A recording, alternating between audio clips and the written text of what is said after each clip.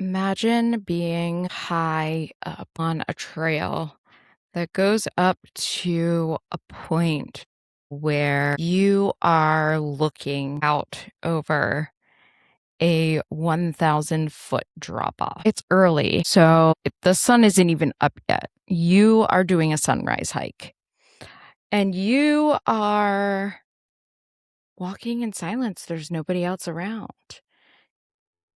The wind is blowing, and you're terrified because you can't see where the edge of the cliff is. This is what Angel's Landing is like. It's a very narrow spine. The chain part of the hike is a very, very narrow spine, and on either side of it are 1,000-foot drop-offs. 1,000-foot plus. I mean, this is a very difficult, very scary hike for some people. But why do people feel the need to continuously go on this hike? What draws these people to one of America's deadliest hikes? And what happens when tragedy on the mountain leaves investigators asking whether it was truly an accident?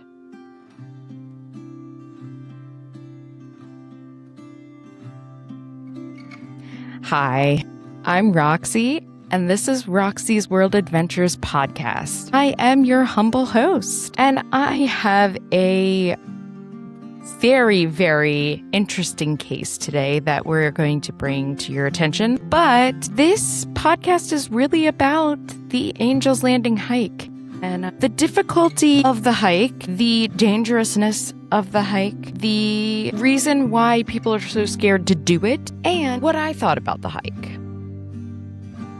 I also want to talk about some of the cases of falls and fatalities that have happened on this exact hike, and really dive deep into the culture and background of this area, because a lot of it goes into the reason why a lot of us Americans and internationally people want to go here and see this place. Now, for those of you who don't know, Angel's Landing is located in Zion National Park, and Zion is located in Utah. I was able to go there last year, few days after my birthday. And basically this was a big birthday trip. I did the Big Five loop. So I went and flew into Salt Lake City, and I went all around to all 5 of the big national parks in Utah. And it was fantastic. It was a great trip. And I did Angel's Landing. And yeah, I will go into that later, but I can see why millions of people visit Zion every year. It absolutely gorgeous. And there's something about the scenery that leaves you in this meditative state. I can remember leaving Angel's Landing and I remember getting there and going on the shuttle, which honestly was kind of annoying to me. I understand why it exists, and we'll go into that later. But I can remember getting on the shuttle and kind of being annoyed that we were running a little behind because we had to ride the shuttle, and getting there. And then after the hike, like going back down and getting onto the shuttle, I can remember getting onto the shuttle and being like, wow, this is amazing. And just not even caring that I was riding public transportation, which, as you all know, I am not a huge fan of, but I'm getting used to it. So here we are. And I didn't really care at that point because I was relaxed. I felt so much better at that point. Zion became the first national park in Utah. This happened on November 19th of 1919. So there's a lot of 19s in there. That is a sign for those of you who believe in that kind of thing. There's a lot of 19s in there. It started as a national monument in 1909. The native people that lived there had named it, and it was changed after Mormon settlers came in, and it was changed in 1918 to Zion National Monument, which Zion means sanctuary, refuge, or a place of peace, which is exactly how I described it. And this is in biblical Hebrew, but this was made more of a popular term by Mormon religion. So they renamed it Zion National Monument, and then in 1919, it was renamed to Zion National Park, which they upgraded it to a national park. They realized the level of appreciation that the park was getting and that it needed to really have that upgrade of status. And therefore, that is how we got Zion National Park. It was formed over hundreds of millions of years ago. It started with sedimentation. This happened over millions of years, and it was the shifting environments deposited, I want to say it was over 10,000 feet of sand, mud, and gravel. Essentially, this is what formed the sedimentary layers of Zion's massive structures. The main color that you see, the vibrant color, is made out of Navajo sandstone. And this is that famous layer of sedimentary rock that you see in Zion.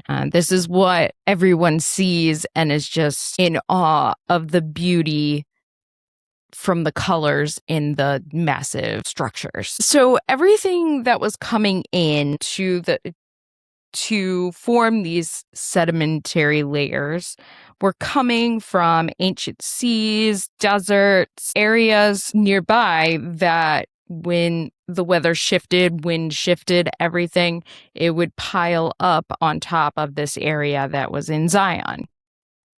Then you dealt with the tectonic forces that raised the entire region. So you have all this sedimentary rock coming together, and then the tectonic plates are hitting each other and bringing this structure upwards. And these tectonic forces were called the Colorado Plateau uplift. And this basically lifted the entire region up thousands of feet, creating the high elevation that we see today. And this happened over 13 million years ago, something like that.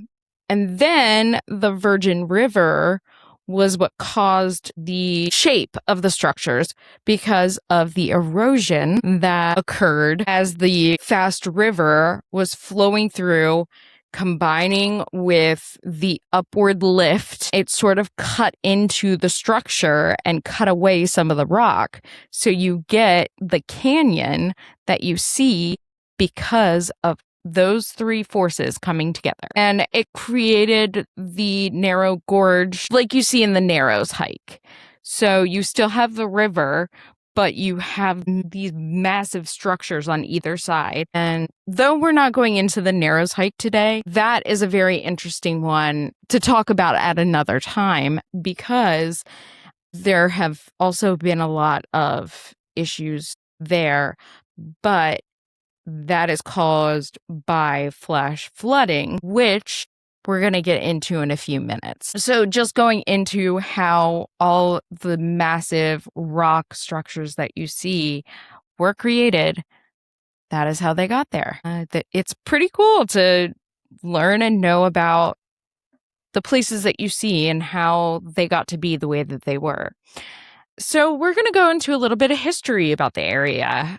The ancient Puebloans, specifically the Virgin Branch, built permanent farming villages, storage granaries, and cliff dwellings because they were known for doing this all throughout Utah, New Mexico, and Arizona. A little bit into Nevada and a little bit into Colorado, but not as much. It was just mainly those three states that they were known for doing these cliff dwellings. And they were actually built along this river to store their harvest. So it was mostly corn and squash. So they would store everything in these Puebloan dwellings, but they had a lot of difficulties. And mostly it had to do with the changing climate that was there which, as I talked about, there were flash floods a lot. The soil is not very great for farming. So they were having difficulties with their farming, and what they could do,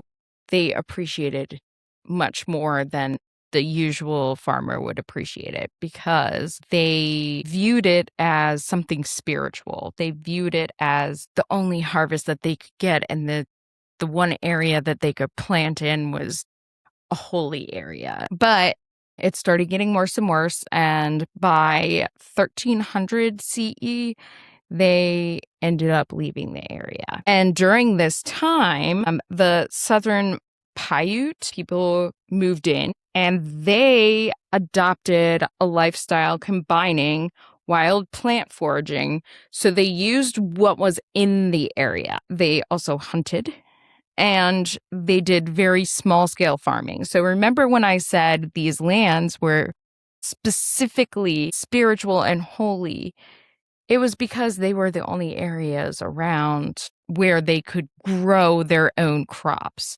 So these people were really relying on the land.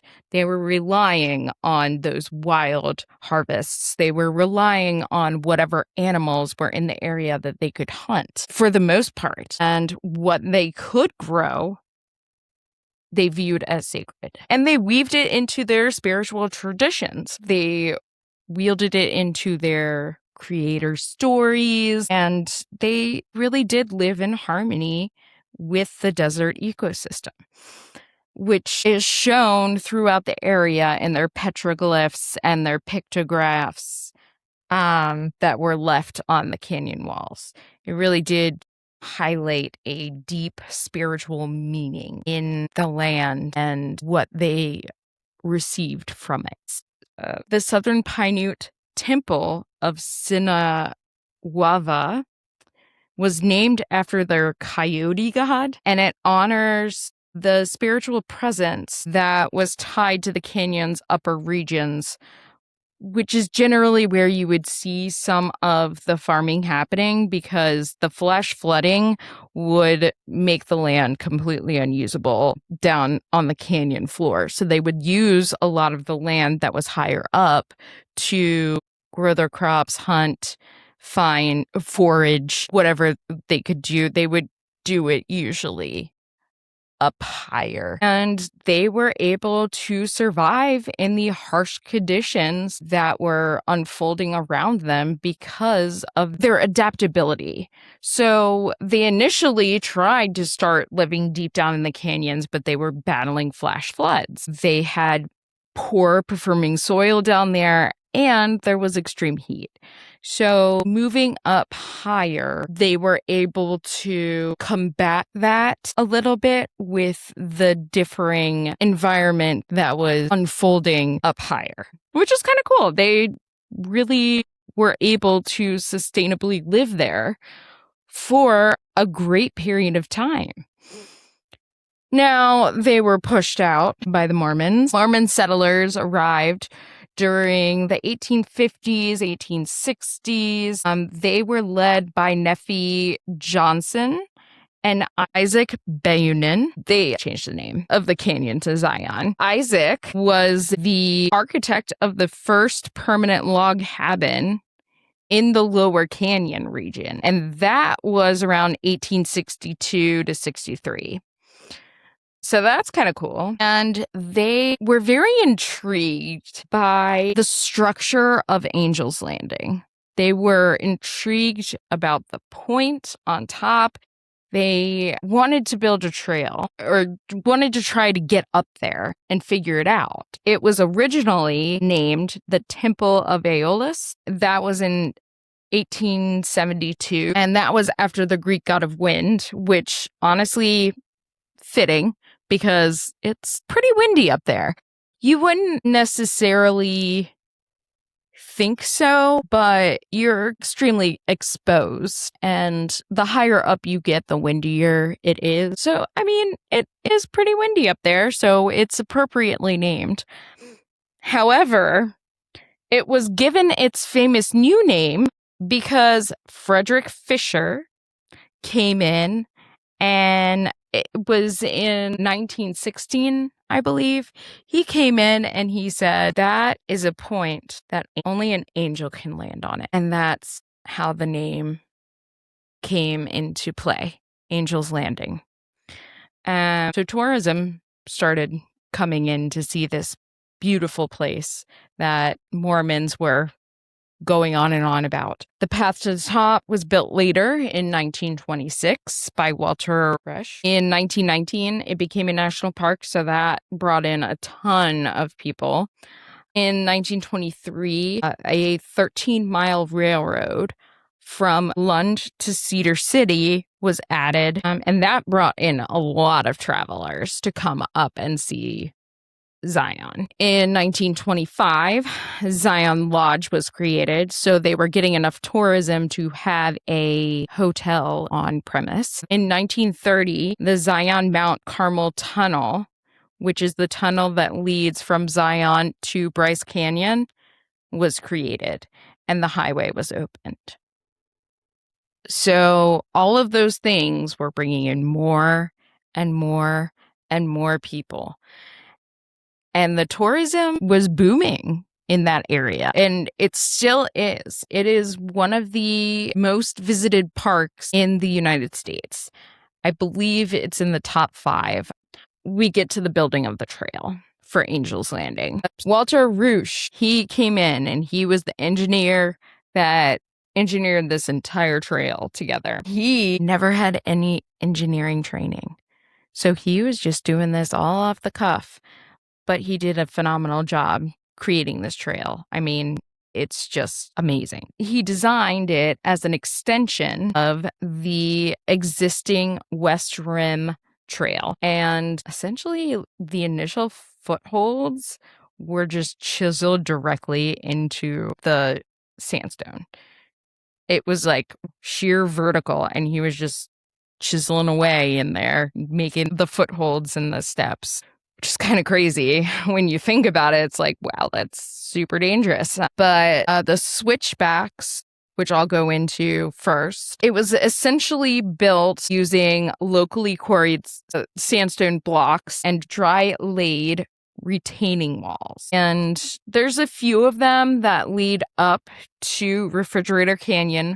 You go up switchbacks, then you kind of go to this very straight and narrow area that you're walking between 2 massive structures of rock, and they had to figure out a way for people to get out of there and get up to the space where they can go to the narrow part of Angel's Landing. So they created 21 rapid fire switchbacks that were engineered to basically get people out of the canyon and up into Scouts Lookout, which is the area that you kind of get a little reprieve before you go to the chained part. I mean, they were created up a vertical sandstone cliff. And if you see pictures of this, I mean, it looks unreal. It really does. But I've been there and I've seen it, and it's real. But these wiggles, I mean, they're like very short switchbacks, and they just keep going. They're very steep as well. So, I mean, you're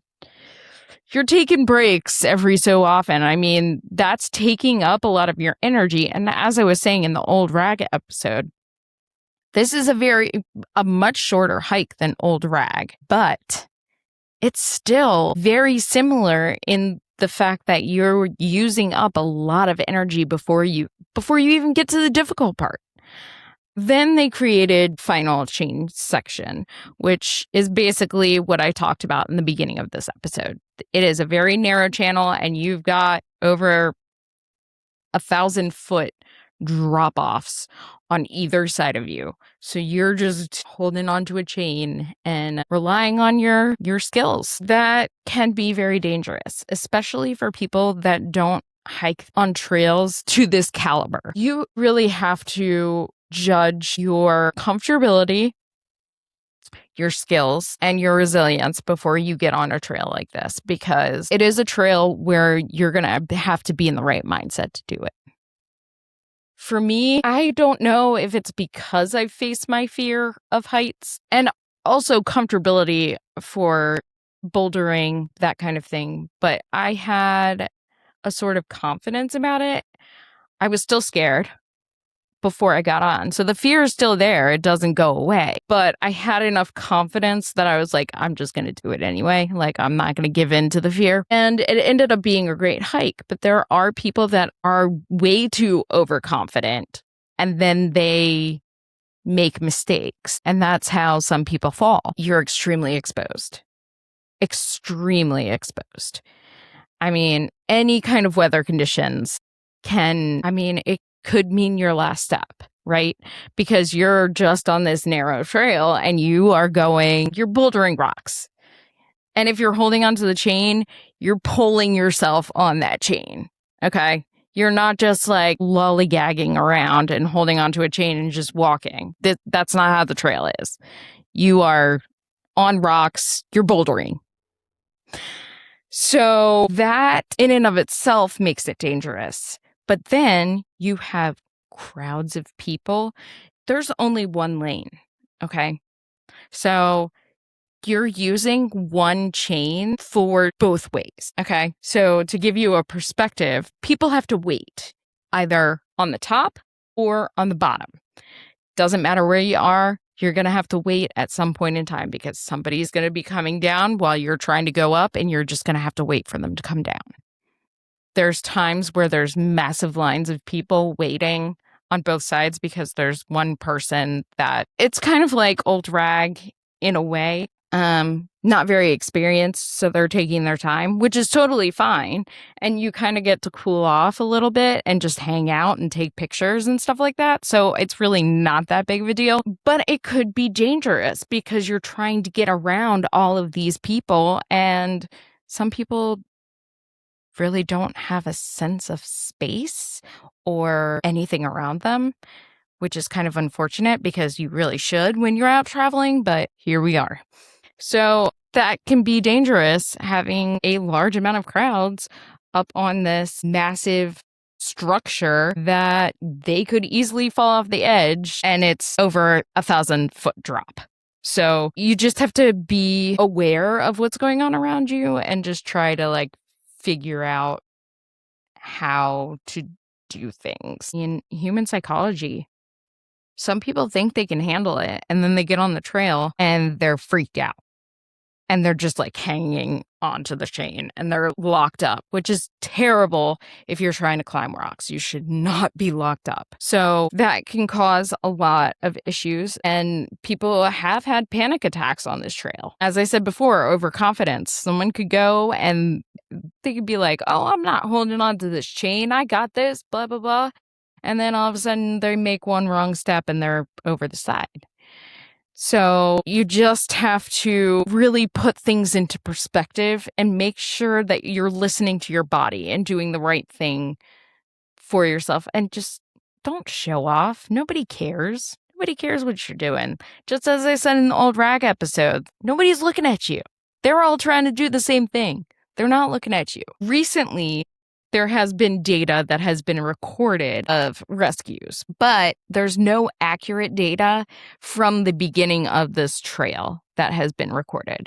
So usually we get the annual counts. The recent ones say that 138 search and rescue responses have been made and 376 emergency medical responses happened. Now, this could be a plethora of things that could have happened throughout the year. As I said, there's a lot of things that are against you on this trail. So you really have to be in that right state of mind to be able to do it and survive the hike. Some people don't bring enough water. And once you get to Scouts Lookout, there are bathrooms, but they don't have potable water up there. So you're just like, are you going to go up or are you going to go back down? So please, please, please bring enough water. I would say 3 liters is more than enough, but yeah, 3 liters. So the National Park Service put safety efforts into place to make this a little less dangerous. So they created this permit program, and this happened in April of 2022. And it started in April because January through March really isn't prime time for people to come to Zion. It's also very cold and there's a lot of snow around. So it's not really like a prime time for people to go. So they started in April once tourism starts picking up. And essentially, this was for everyone that wanted to do that chain part. So everything else people can do. You can do Walter's Wiggles. You can do the few switchbacks down at the bottom, and then you can get up to Scout's Lookout. You can do all of that without a permit, but you need a permit to be on the chained part of the trail. And the reason why they put this into place is because they were seeing way too many people on the trail.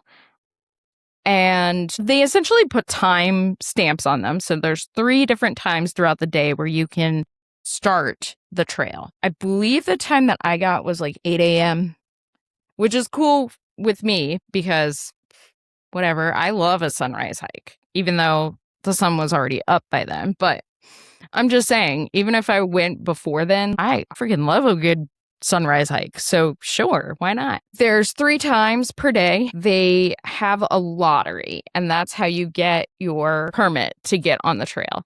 So even if you put in for it, you still might not get it. There's 2 different lotteries. There's one that's seasonal, and that usually happens 3 to 4 months before the season starts. And sometimes they'll send you an email and announce, in February, this is for XYZ months. And then you kind of put in for that. And then they'll do another one and so on and so forth. But the seasonal lottery is where the most people put in their bids. However, they also have a daily lottery. Now, this is actually a day before lottery. So we put in, when my friend Lindsay and I went on this trip, we put in for it the day before we went to the park. We put in for the lottery at midnight that morning before we went to sleep. We put in for it, and we were walking out of Bryce Canyon. We were walking out of the gardens. So we were walking through the hoodoos, and we were walking up to, I believe it was Sunrise Point. And my service came back on, and I saw that I got an email and I won the lottery ticket for the next day. And I was like, oh my gosh, I'm so excited. I was over the moon. I was like, oh my gosh, I've wanted to do this hike. I've been seeing it everywhere and I've been wanting to do it. And so I won the lottery. And then she checked her email and she was like, well, it's good you won because I didn't. I was like, well, yeah. And the ticket, I think you can put up to 6 people on the ticket, I believe is what it said. So I put her name on my ticket. She put my name on hers. And since I got the ticket, I guess she didn't get it because they saw the same names and they were like, okay, well, they're going together anyway. But yeah, so that's how that works. If you don't win it, you don't get to do the chain part. So you really have to be on your game, be able to get in there. They updated signage and they amped up the level of ranging that was on the trail to check the permits, to give weather alerts. So if it's about to storm, ain't nobody going to be in Angel's Landing if it's about to storm. I'm sorry, but that's one of the highest points, if not the highest point in Zion. Like, you're just asking to be hit by lightning. And then they will turn you around if you're not prepared. If you don't have enough water to go up there, they're not going to let you continue. Because they don't want to go out there and try to rescue you if you weren't smart enough to bring enough water. They maintain and update the heavy metal chains that are on the trail. So these were created in 1926 by park crews, and they basically drilled the support posts into the solid rock. They did all of this by hand. Now, they update them every now and then. But yeah, the posts for the chain, and the chain is heavy duty metal as well. So everything is up to date, up to code. They make sure they maintain that the posts are drilled into the sandstone. And then if there are uneven steps or if something is cracking, they'll go and personally chisel steps into the rock face to make sure that they can support people and that there's not a issue where people could end up falling. Unfortunately, there have been several documented fatal accidents over the years. There's 18 recorded deaths on Angel's Landing. And I'm just going to briefly discuss some names and the years that they have died, and then go into kind of the underlying reasons as to what happened to a lot of these people on the hike. I just wanted to take a moment to honor the people that I am about to talk about and hope that they are in a good place.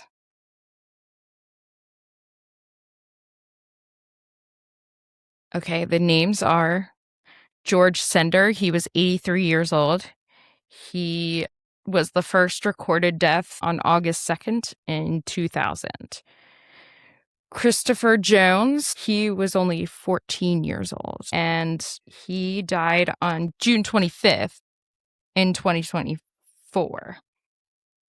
Bernadette Vandermeer passed away. She was 29 on August 22nd in 2006. Barry Goldstein, he was 53 on June 8th in 2007. Nancy Maltez was 55, and she passed away on August 9th in 2009. Tammy Grunig was 50, and she passed away on November 27th of 2009. Regine Mildebedzo, she was 63, and she passed away on April 27th of 2010. Ryan Valino, he was 45, and he passed away on March 2nd, 2017. There was a female that was 15 years of age, and she passed away on February 5th of 2018.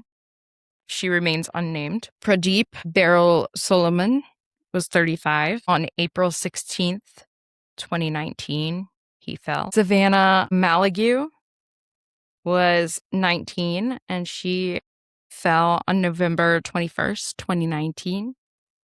Corbin McMillan was 42. He passed on February 19th, 2021. Jason Hartwell was 43, and he was on March 4th of 2021. There was another unnamed hiker that was found in May of 2024. And most recently, there was a male of 68 years of age. He also remains unnamed, although you can probably find articles. I saw a lot of them recently about this, and this was earlier this year in April on the 17th. Unfortunately, a lot of these deaths were caused by different factors that I have mentioned before, including wet rock, which if it's raining or snowing, the proper shoes need to be worn. But not only that, you should probably have crampons, especially on something to this caliber at the height that you're on. I feel like you should probably be safer than sorry. Wind can knock you over. I mean, someone my size, 5'1" here, someone my size could just get knocked over with a huge gust of wind, and off the cliff I go. Heat exhaustion. They're forgetting to bring their water along. Some people take a lot of photographs. I am one of those people, but I always try to find stable footing before I take a picture. If I feel unstable, I do not take that picture until I move to a spot where I know I feel okay. Some people don't do that. Some people just take the picture and then they end up falling, especially if you're taking a selfie. I feel like it's a little bit harder to figure out where to step, and sometimes you make that wrong step. Some people have passed away leaving the trail. So I mentioned this in the Old Rag episode. Going down is much harder than coming up. And some people lose their footing more when they're coming down. I mean, it's a lot on your knees. I mean, just physical fatigue. As I said, again, you're exhausted before you even get to the chain part because you're going up all these switchbacks. So there's a lot that goes into it, and you just have to be prepared. Every accident is extremely unique, and I try to avoid speculation when it comes to people passing away and accidents that happen when people are out. But I also try to give proper advice to avoid some of these accidents, especially if they have already occurred. I would much rather put them out there so that people recognize that these things do happen, and to be a little more cautious and more aware of what is around them. I now am going to go into one of the main purposes of this episode, and this is based off of one of the people who fell from Angel's Landing, and that was Bernadette Vandermeer. And she was 29 years old, and she was married to David Vandermeer. She married him at age 18, and he was much older. He ran the youth church, so he met her through that. And she believed that he was the person for her. And she was an aspiring singer. She was a church vocalist from Las Vegas. She worked as a character portrayer. So she did things like Betty Boop and other characters at the MGM Grand Theme Park in Las Vegas. So the youth pastor that she married, it was their 10-year anniversary, and they went together. They wanted to do the Angel's Landing Trail. They had planned to do it during sunrise. So they had a sunrise hike all planned. They were wearing headlamps. They had backpacks. They were ready to go. They were going to make their coffee when they got to the top. They climbed Angel's Landing on August 22nd. David reported her fall around 6:20 in the morning. He said it was slightly before sunrise, and they had enough light to turn off their headlamps. And he went to set up his camera because he wanted to take a silhouetted picture of her near the cliff's edge. So she was going to stand out and be a silhouetted beauty on the top of Angel's Landing, which, come on, that sounds perfect to me. But there may have been ulterior motives. The police essentially believed him that she had fallen, and he claimed that he had picked up their backpacks to move them, and he heard her scream and turned around, and she was gone. Now, the police didn't investigate any further. They just believed everything that he said, and he was eerily calm during the whole ordeal. Now, years later, much later, a witness came forward. She was a former member of David's youth group. She was engaging in an affair with him. She was only 16 at the time, so he was engaging in another underage sexual activity. He had told her that they could only be together if Bernadette was dead. So she mustered up the strength to finally go to the police and tell them what had occurred. That led them to go into a little more investigating. They found financial gain evidence.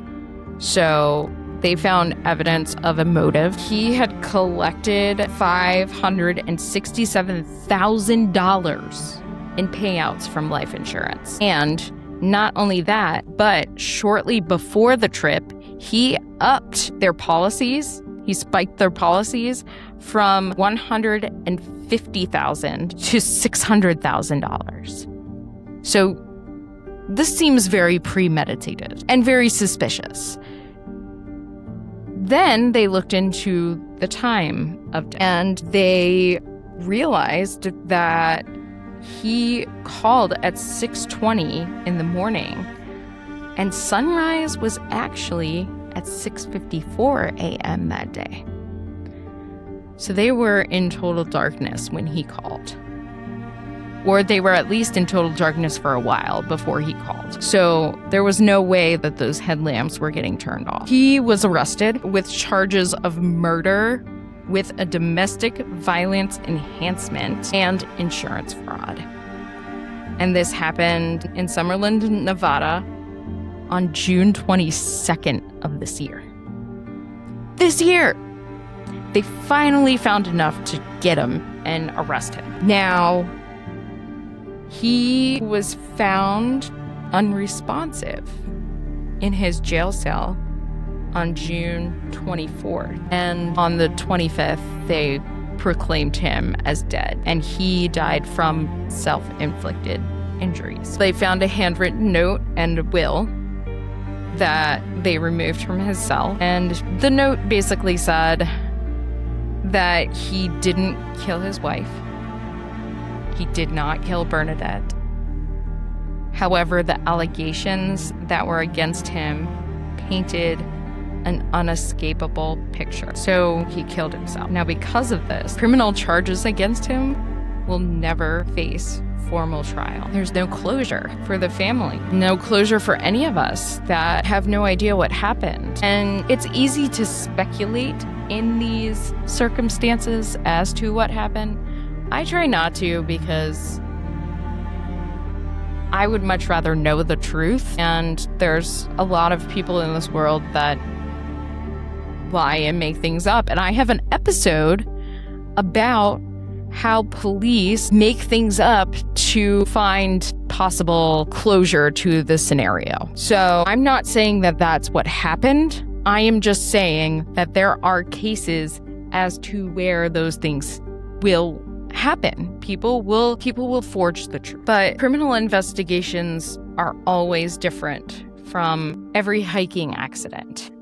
So there isn't enough concrete evidence or even a trial that will bring a lot of this to light. I can't say either way whether or not this happened. There are many lessons that I learned from Angel's Landing. The number one thing that I learned is that nature demands humility. Point blank. Preparation will save your life. This is why there are rangers, because people are overconfident. People come unprepared all the time. I saw someone slip.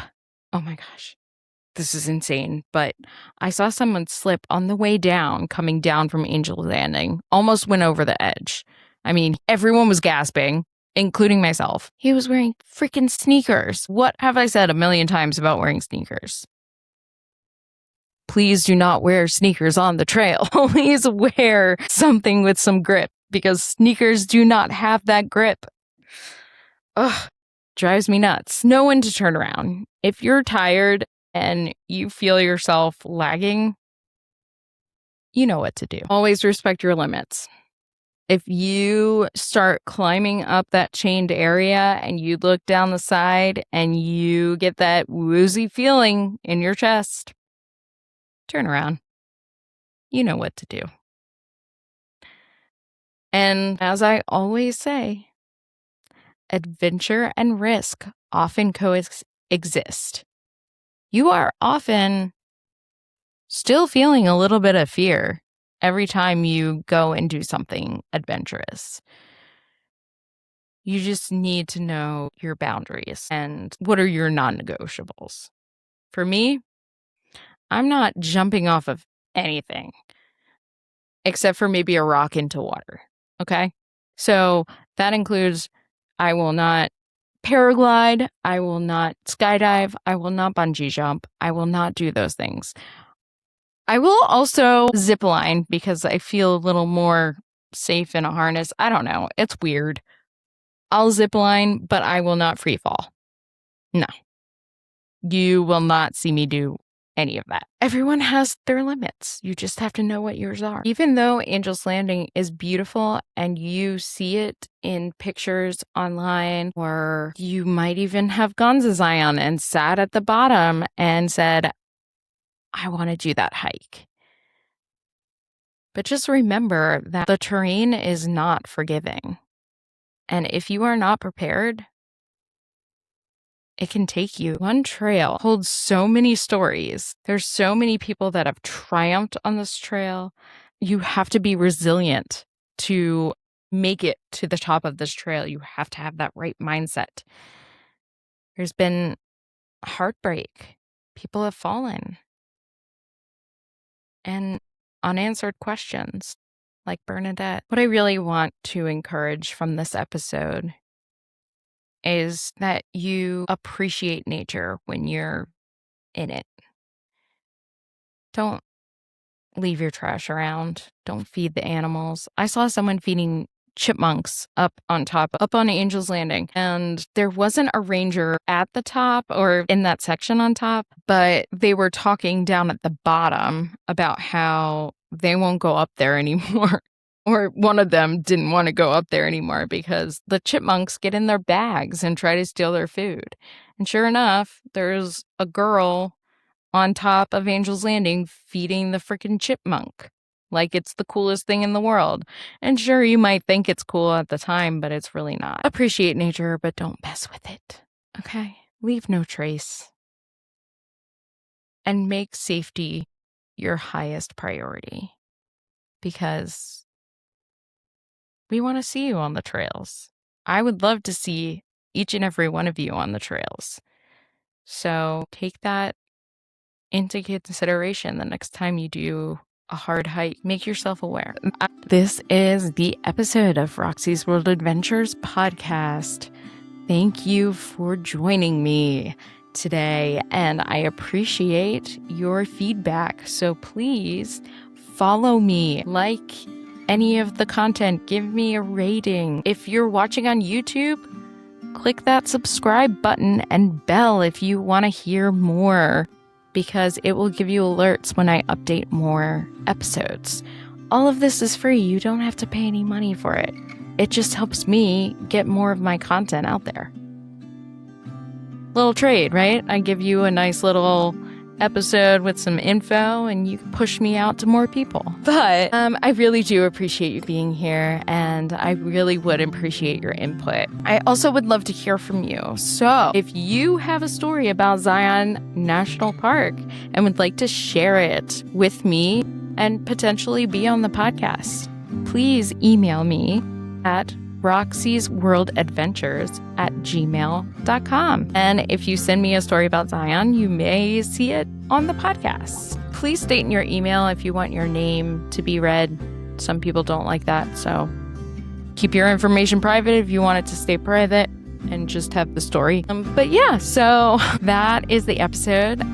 Stay tuned for the next one. It's going to be a doozy. And follow Roxy's World Adventures for more stories where history, travel, healing, and the unexplained collide. Explore on.